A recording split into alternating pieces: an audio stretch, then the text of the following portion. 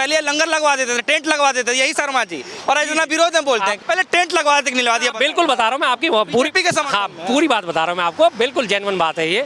जब 2014 में मैंने बीजेपी को वोट दिया कि ठीक है देश में बदलाव होते रहना जरूरी है, और उसके बाद बाकायदा आपकी बात बिल्कुल जेन्युइन है, मैंने 30-40 हज़ार रुपये लगा के भंडारा करा, राजमा चावल बांटे, लड्डू बांटे, बाकायदा भंडारा करा था कि बीजेपी गवर्नमेंट आई है बहुत कुछ अच्छा करेगी। लेकिन अगले 6 महीने में मेरी सारी की सारी धारणा गलत साबित हो गई। नमस्कार, एक बार फिर से आप सभी का स्वागत है DS4 न्यूज़ में। आज हमारे साथ खासा बातचीत करने के लिए शर्मा जी मौजूद हैं, और शर्मा जी जो है काफ़ी ज़्यादा इन दिनों चर्चा में रहते हैं। सोशल मीडिया के एक तरीके से देखा जाए तो लोग इनको जो है काफ़ी चर्चित तौर पे देख रहे हैं, क्योंकि जब भी ये बातें कहते हैं तो आंकड़ों के साथ बात करते हैं, तथ्य के साथ बात करते हैं। हालांकि आज शायद पता नहीं, शायद इनके पास आंकड़ा होगा नहीं होगा, मुझे नहीं जानकारी है, लेकिन आज जो हम चर्चा करने वाले हैं वो है राहुल गांधी की जो यात्रा चल रही है, भारत जोड़ो न्याय यात्रा। उन पे FIR हो गई है, उनके साथ ही तमाम और नेताओं पे FIR। बातचीत करेंगे कि आखिर क्या कोई बाधाएं आने की या फिर लाने की कोशिश की जा रही है, क्या किसी जो है बौखलाहट का ये नतीजा है कि उनके ऊपर FIR किया जा रहा है, अगर ऐसा है भी तो इसके पीछे की वजह क्या है। हमसे बातचीत करेंगे। खासा बातचीत करने के लिए हमारे साथ मौजूद है शर्मा जी। कैसे देख रहे हैं? सबसे पहले आपका स्वागत है। हमें सौभाग्य प्राप्त हुआ कि हम आपका इंटरव्यू ले सके शर्मा जी। शर्मा जी, सबसे पहले मेरा ये सवाल है कि राहुल गांधी जी की यात्रा चल रही है और FIR हो गया फिर से, कैसे देख पा रहे हैं आप? सर उसी यात्रा के मद्देनजर और FIR के मद्देनजर थोड़ा सा पीछे राजघाट है, मैं वहीं से भी होके आ रहा था, महात्मा गांधी की समाधि पे होके आ रहा था, महात्मा गांधी जी को नमन करके आ रहा था। महात्मा गांधी जी का मुझे एक बात याद आ रही थी, ईश्वर अल्लाह तेरो नाम सबको सन्मति दे भगवान। तो मैं अब यहाँ पे सबको हटाने के बाद अब मैं लगातार कहूँगा हेमंत विश्वा शर्मा को और बीजेपी को सन्मति दे भगवान।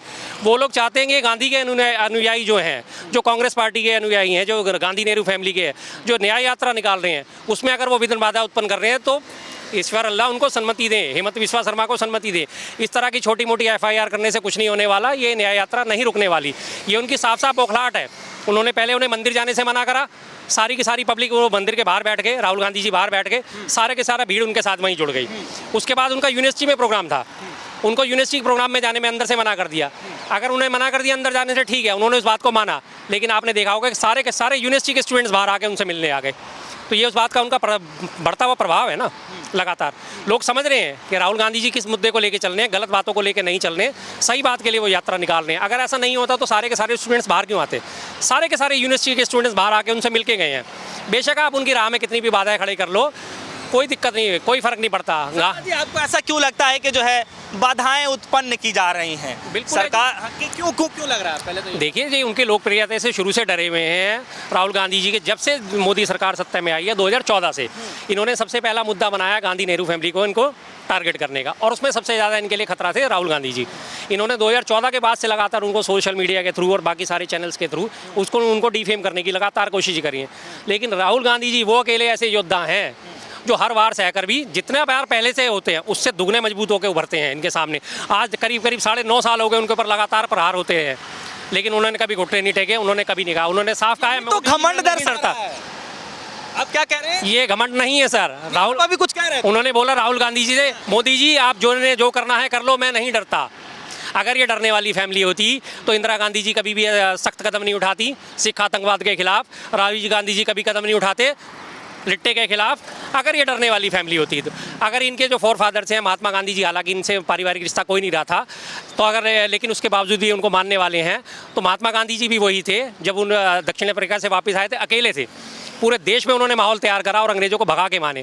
उसी फैमिली का हिस्सा है जवाहरलाल नेहरू जी थे। जवाहरलाल नेहरू जी ने लगातार संघर्ष करा और अंग्रेजों को भगा के दम लिया। उसके बाद इंदिरा गांधी जी ने पाकिस्तान के 2 टुकड़े करके बांग्लादेश बनाया। ये डरने वाले लोग हैं क्या ये, जिन्हें आप एक छोटी छोटी FIR करके डरा रहे हो? सवाल ये है शर्मा जी कि जो है आप कह रहे हैं कि राहुल गांधी कह रहे हैं कि डरूंगा नहीं, झुकूंगा नहीं, बिल्कुल, और वो उसी चीज को दूसरे साइड से बता रहे हैं। यही तो घमंड है, यही तो घमंडिया है, जो चाहते हुए भी। आप एक बात बताइए कि जब पुलिस प्रशासन ये कह रहा है कि वहाँ जाना ठीक नहीं है, रूट मैप हम इधर से चेंज कर दे रहे हैं, व्यवस्थाएं नहीं दे पाएंगे, भीड़ भाड़ का इलाका है, आप क्यों उस रास्ते से निकल रहे हैं भाई? भीड़ भाड़ का इलाका है, आप व्यवस्था नहीं दे पाएंगे। कितने लोग हैं? एक तरफ आप कहते हैं राहुल गांधी जी के साथ समर्थन नहीं है, इक्का दुक्का थोड़े से लोग चल रहे हैं, मुट्ठी भर लोग चल रहे हैं। दूसरी तरफ जब उन मुट्ठी भर लोगों को लेकर वो साथ चल रहे हैं तो आपकी कानून व्यवस्था ध्वस्त होने लग जाती है। ऐसा क्यों होता है भाई? किस बात का डर है? डर किस बात का है?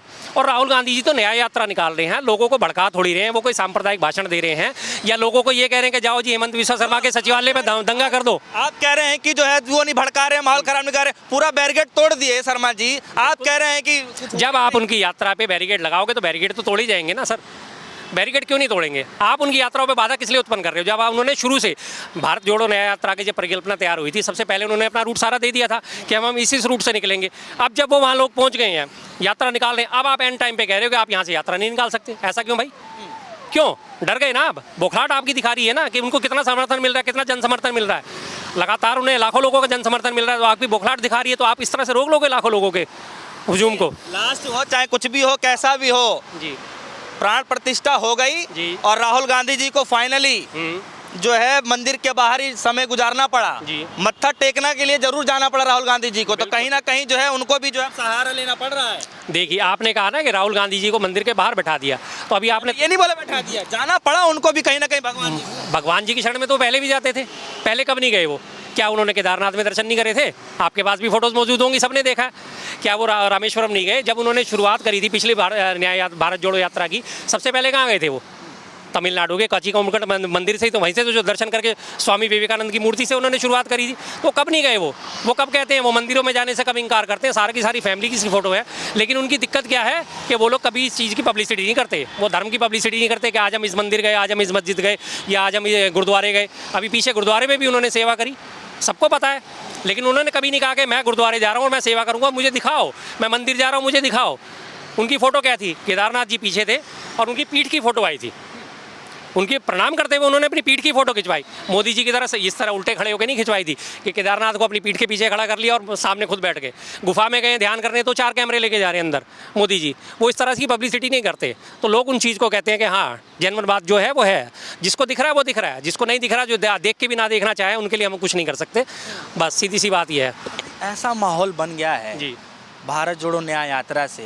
ये किसका पसीना छूट रहा है ये हालत देख करके? मुझे तो लगता है कि कांग्रेस पार्टी कहीं फीकी ना पड़ गई हो। कांग्रेस पार्टी फीकी नहीं पड़ रही साहब। कांग्रेस पार्टी लगातार ग्लो कर रही है और पसीना उनको छूट रहा है। अब बीजेपी को पसीना छूट रहा है। उन्होंने अपना आखिरी हथियार था उनके पास, ये राम मंदिर, उन्होंने वो चल दिया है।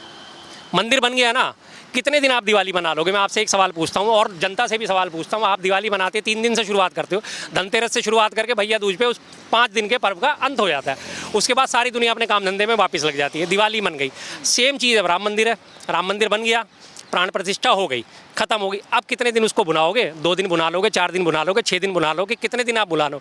कितने दिन आप लोग इकट्ठे कर लोगे राम मंदिर के नाम पे? आपने मुद्दा दे रखा था मंदिर बनाएंगे, मंदिर बनाएंगे। अब तो बन गया ना। अल्टीमेटली तो आपको नींद आनी है, अल्टीमेटली कल आपको भूख लगनी ही लगनी है। मैं भी मंदिर मंदिर कर रहा था, मैं भी राम राम राम राम कर रहा था सारे दिन, लेकिन भूख तो मुझे फिर भी लगाई ना, मेरे बच्चों को भी लगाई, काम धंधे पे मुझे जाना ही पड़ा। कितने दिन मैं मंदिर के नाम की रोटी खा लूँगा, ये बता दीजिए आप। एक चीज़ बड़ा दिलचस्प है, देखिए मैं बहुत ऐसे लोगों से मिलता रहा हूँ जो पहले भारतीय जनता पार्टी का जाप करते थे और धीरे धीरे इधर आ गए। शर्मा जी का भी कुछ ऐसा ही किस्सा है। जहाँ तक मेरी नॉलेज है, मैंने भी यही सुना कि पहले ये लंगर लगवा देते थे, टेंट लगवा देते थे, यही शर्मा जी, और इतना विरोध में बोलते हैं। क्या ये गलत? सर सुनिए, देखिए 2013 के बाद जब ये 2014 में लगातार मीडिया ने फैलाया कि अब की बार मोदी सरकार, अब की बार मोदी सरकार, पहले टेंट लगवा देते निलवा दिया। बिल्कुल बता रहा हूँ मैं आपकी पूरी बात बता रहा हूँ मैं आपको, बिल्कुल जेन्युइन बात है ये। जब 2014 में मैंने बीजेपी को वोट दिया कि ठीक है, देश में बदलाव होते रहना जरूरी है, कोई भी एक सरकार लंबे टाइम तक नहीं होनी चाहिए। मुझे भी लगा महंगाई के मुद्दे बढ़ गए हैं, बेरोजगारी बढ़ रही है और सिलेंडर महंगा हो रहा है, जनता पे असर पड़ रहा है, तो मैंने बीजेपी को वोट दिया कि इन चीज़ों से बीजेपी हमें निजात दिलाएगी। इसलिए मैंने 2014 में बीजेपी को वोट दिया। और उसके बाद बाकायदा, आपकी बात बिल्कुल जेन्युइन है, मैंने 30-40 हज़ार रुपये लगा के भंडारा करा, राजमा चावल बांटे, लड्डू बांटे, बाकायदा भंडारा करा था कि बीजेपी गवर्नमेंट आई है, बहुत कुछ अच्छा करेगी। लेकिन अगले 6 महीने में मेरी सारी की सारी धारणा गलत साबित हो गई। क्यों? सर देखिए, मैं आज की डेट में भी क्लियर करता हूँ, ना मैं कांग्रेसी, ना मैं बीजेपी वाला, ना मैं आम आदमी पार्टी वाला, मैं अपने आप को एक प्योर वोटर मान के चलता हूँ। आज जो पार्टी सही करेगी मैं वोट उसे दूंगा। अगर कल को वो पार्टी मेरी आकांक्षाओं पे खरी नहीं उतरती, मैं उसे वोट नहीं दूंगा। यही होना भी चाहिए, यही होना चाहिए। मैं हर वोटर से यही अपील करता हूँ।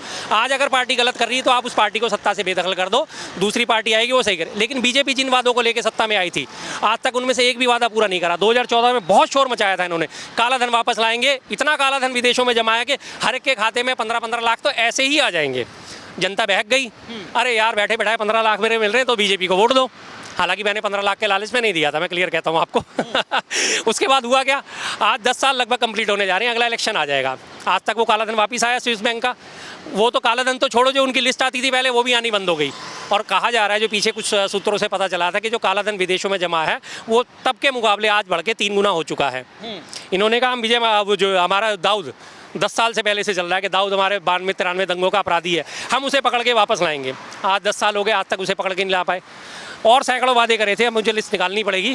निकालूं? नहीं, ये लिस्ट में बहुत टाइम लग जाए। देखिए, मैंने पहले स्टार्टिंग बोल दिया था कि जो है मिश्रा जी जो है, सॉरी शर्मा जी जो है, ये फेमस रहे हैं ये पूरा डिटेल आंकड़े दिखाने में। आज थोड़ा समय भी थोड़ा कम है। लेकिन शर्मा जी, 1-2 सवाल मेरे ये हैं। सवाल सबसे बड़ा अभी फिलहाल ये है कि राहुल गांधी जी को फिर से FIR हुआ है। हाँ। क्या लगता है इस यात्रा पे कोई फर्क पड़ेगा? बिल्कुल फ़र्क नहीं पड़ेगा जी, और फ़र्क पड़ेगा तो पॉजिटिव फ़र्क पड़ा है। राहुल गांधी जी की जो यात्रा कवरेज नहीं हो रही थी, जो मेन मीडिया इसको कवरेज नहीं कर रहा था, अब हर आदमी को पता चल गया कि राहुल गांधी जी पे FIR हुए। आज की अखबार में हेडलाइन थी। इससे पहले राहुल गांधी जी की यात्रा को 7वें पेज पे जगह दी जा रही थी। अच्छी बात है, 2-4 और FIR दर्ज करो। आप खुद इन्हें लाइमलाइट में लेके आ रहे हो, पब्लिसिटी तो हो रही है, पता तो चल रहा है लोगों को कि वो न्याय के लिए यात्रा निकाल रहे हैं, उनके साथ कैसा बर्ताव हो रहा है। मेरे साथ अगर गलत हो रहा है, लोगों को अगर वो नहीं पता चल रहा, और आप लोग अगर उसको छाप के बताते हो कि हाँ इनके साथ, शर्मा जी के साथ गलत हुआ, तभी तो मेरी बात जन जन तक पहुँचेगी। मैं तो कह रहा हूँ कोई बात नहीं, हेमंत बिस्वा जी आपको सन्मति दे भगवान, आप 2-4 FIR और दर्ज करो। अब वो कल पश्चिम बंगाल में जा रहे हैं, वहाँ से तो छोड़ दिया, उसके बाद 27 तारीख से शुरू हो जाएगी पश्चिम बंगाल में यात्रा। वहाँ ममता बनर्जी हैं, वहाँ देखिए कोई FIR नहीं होगी, कुछ नहीं होगी। हेमंता जी ये सोच रहे थे कि मैं सबसे सब ऊपर हो गया, और वो ये भूल गए कि 2014 तक वो भी कांग्रेस ही थे। आज वो बीजेपी के हाथों की कठपुतली बने हुए हैं, खिलौना बने हुए हैं। वो सोच रहे हैं कि बीजेपी में मेरा भविष्य सुरक्षित है। उनका भविष्य सुरक्षित नहीं है, उनकी फाइलें सुरक्षित हैं। शारदा चिटफंड घोटाले के वो आरोपी हैं, उनकी मिसेज जो हैं वो सब्सिडी घोटाले की आरोपी हैं।